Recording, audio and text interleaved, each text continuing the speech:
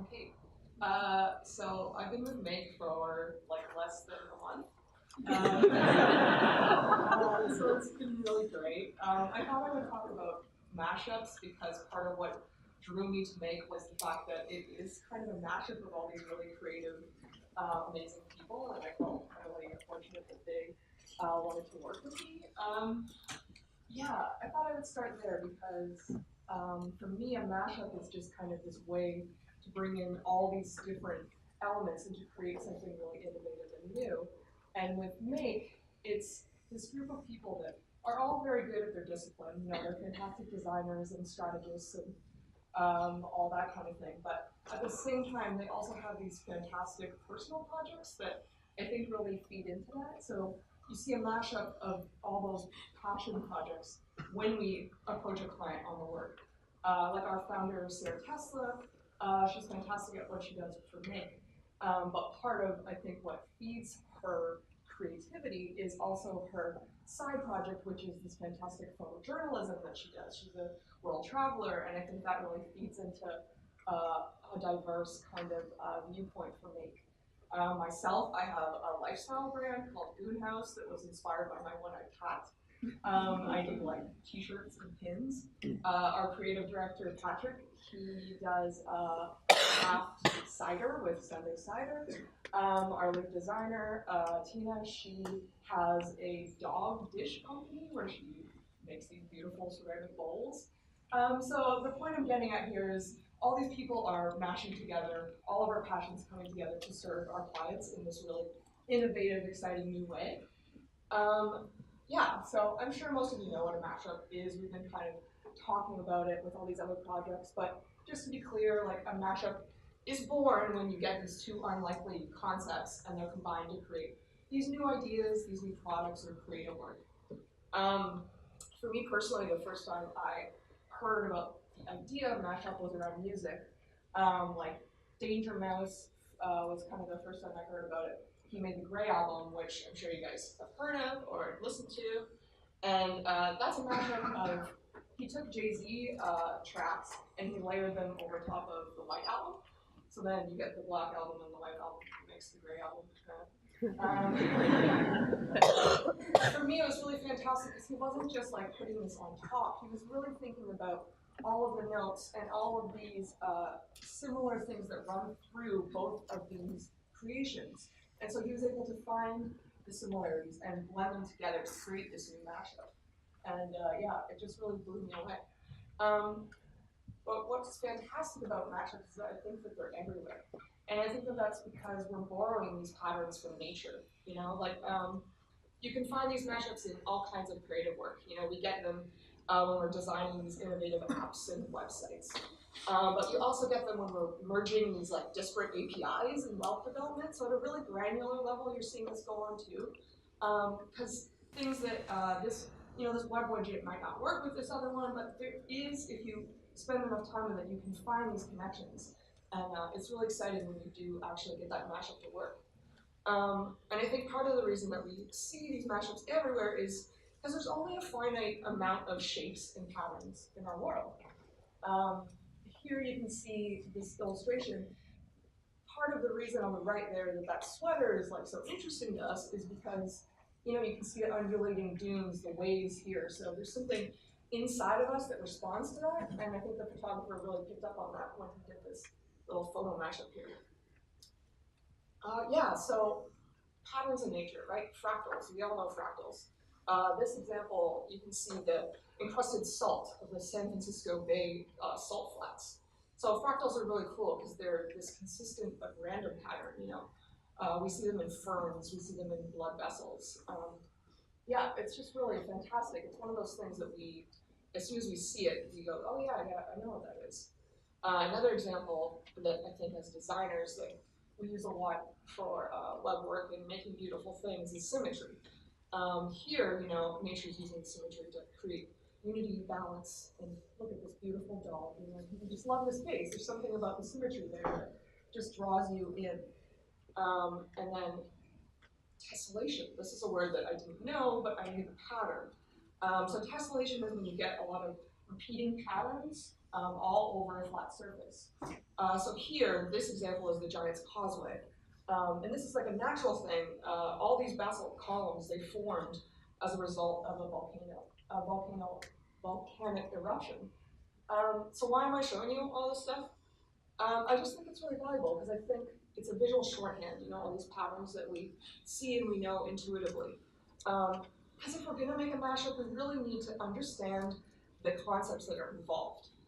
We can't create the connections between these things unless we understand a lot about each individual element. And so nature is really wonderful because all of us understand this intuitively, like inside of ourselves. So it's like this universal visual shorthand for us. This is a really lovely quote from John Lennon that kind of gets at that. There's only a few notes, just variations on the theme. But what's wonderful is that, yeah, there's only a few notes, but you can make like an infinitesimal amount of creative work with those notes. And I think that's really exciting. But it's hard to make a mashup.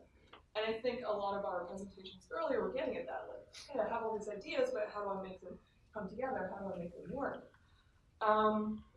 Nature gives us these building blocks, but it's up to us to find the patterns, to find the connection among the patterns. It's hard for us because melding these dissimilar things, it just feels wrong. There's something in our brains that likes to categorize and likes to keep separate.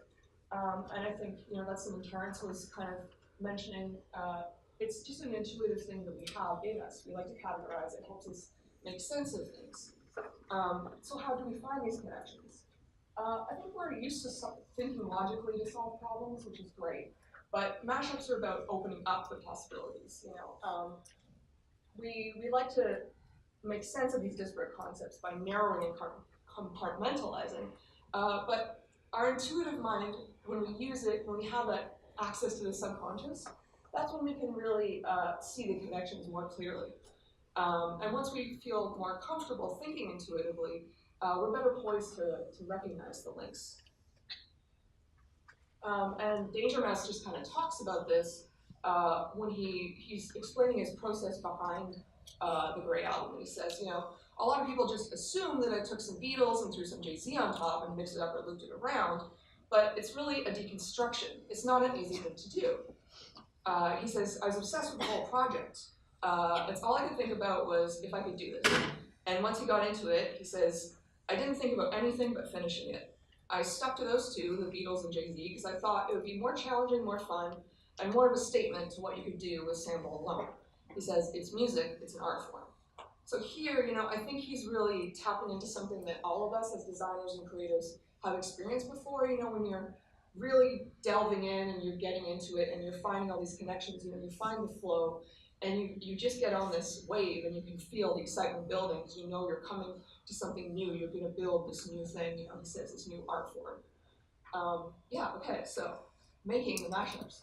How do we get this going? There's some key things that you can do. So when I say daydreaming, I'm not talking about like drooling at your desk and zoning out. It's more about like intentionally daydreaming. So while it's useful to like set aside some time and kind of think about a problem, often to access that kind of deep stuff, it takes a long time. It has to percolate in your mind, So that's why you hear about a lot of times people saying, I solved it in the shower, I was on a run, and no. So we have to set ourselves up to access those kind of insights. And I think that the more time that we spend thinking creatively, the better we become at opening our minds and thinking intuitively and accessing that subconscious mind. The other thing that we can do is we can start small. So these kind of incremental, smaller ideas, like the cupcake, those are easier to find and easier to merge and begin with. Initially, a lot of our ideas might be like all over the place, blue sky, crazy left field ideas. I think that's okay and that's great. And if we just trust in the process and we keep generating ideas, then we get closer and closer to finding that thing that is an amalgamation of those ideas and makes sense with those ideas. Do your homework. So this one is really important at Make. This is really important for anyone that works with clients. You can't create a mashup, you can't create anything unless you really understand the parts of the whole. And so, these basic patterns in nature, we can see those, they're easy to use. But realistically, like a client is not going to come to you and say, hey, I need this spiral to be combined with this symmetry, you know, they're going to be like, I have this beer, can you make it make sense with this band? So the challenge comes when the patterns are more complicated. But what we can do is we can amplify our intuitive senses through research, through getting to know the product, through getting to know everything about this concept or problem. And then once we start doing that, we're going to find all these seemingly unrelated aspects along the way, and that will really help us build up a new way of looking at the solution or the problem. Also really important is working with others, and I think everybody is all about the collaboration, and we realize that's really the key to making these mashups be the best thing that they can be. So how do you create that kind of space? You really have to have like a free flow of ideas. You really have to create a positive environment that promotes intuitive thinking. I took an improv course a couple years ago. It was not my new favorite thing, but it was fun, and I thought it was fantastic. Just the idea generation was amazing, and just the feel in the room, it feels very welcoming, and it feels like anything can happen. There's like this crackle, and I think that's really wonderful, and is a great takeaway. And they have these rules. Tina Fey kind of condensed them for me. These are the ones I have here. So she's got the first rule is to agree. And there's something about if you just agree with someone, you might not at your heart agree with them. But for this exercise, it's helpful to agree because then they just feel comfortable, they can relax, they don't feel a need to defend their idea. And then it allows them to delve deeper into their idea and perhaps realize maybe it's not the exact right one, but it gives them time to investigate, makes them comfortable. And then on top of that, it's not enough to agree. You also have to say yes and. So you're adding something to the discussion. You're giving them something else to build with, to build out their initial concept, you know. And then on top of that, it's the rule of making statements. So questions are not good because that can meander away. Statements are wonderful, not just a word thrown out, but like here's a concrete thing. If everyone throws out these concrete statements, it helps you build up a foundation. And then together you can build on that. And the last rule, which is tough when you have clients, is there are no mistakes, only opportunities. And I think if you involve the client early on and you help them with this process and you make them a part of this process, they'll be a lot more open to this particular rule. And I think that's because they're going to see the human element in it. You know, when you're trying to create something that's never been made before, when you're trying to go into new terrain, there's going to be mistakes. And I think as long as you're open to that, and you're willing to move past them, I think it can be really beneficial and can really work to show you the way that things can actually go and work out well. Yeah, when we work together to make these mashups, we can create really amazing things, and here's some of them. I talked about mashups of music.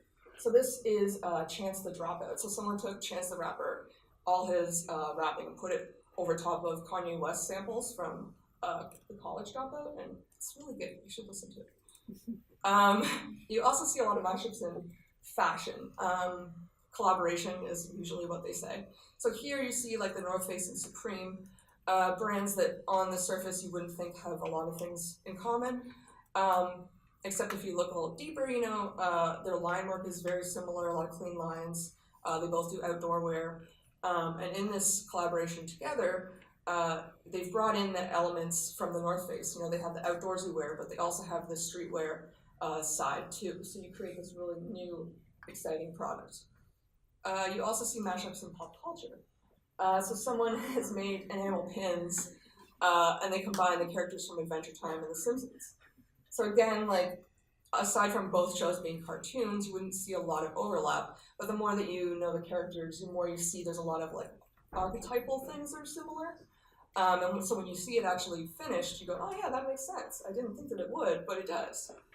And lastly, you see mashups in product. So Parallel 49 is one of Make's clients, and every year they put out the Brews Brothers. And this is actually a mashup, this is a collaboration they do with other breweries. They all come together and they make beers together. But particularly what I'm interested in is the mashup of this product. So they've combined this idea of like beer and rock and roll to make this amp packaging for their collection. And I also like the element of, it's like an anthology of beer. You get this collector idea that you would also get through like records and music. So there's a lot of ways that they've mashed up ideas here. Yeah, I just really like mashups because they're kind of a new way of looking at old ideas. And when we are combining all these disparate concepts. It's cool because we're breaking down boundaries, but at the same time we're also merging boundaries. So I like that, and yeah, I like that the resulting forms are coming from this new innovative space, but they're also grounded in history. You know, they're grounded in these patterns in nature that we all know intuitively, and I think that's why they're so successful. Thank you.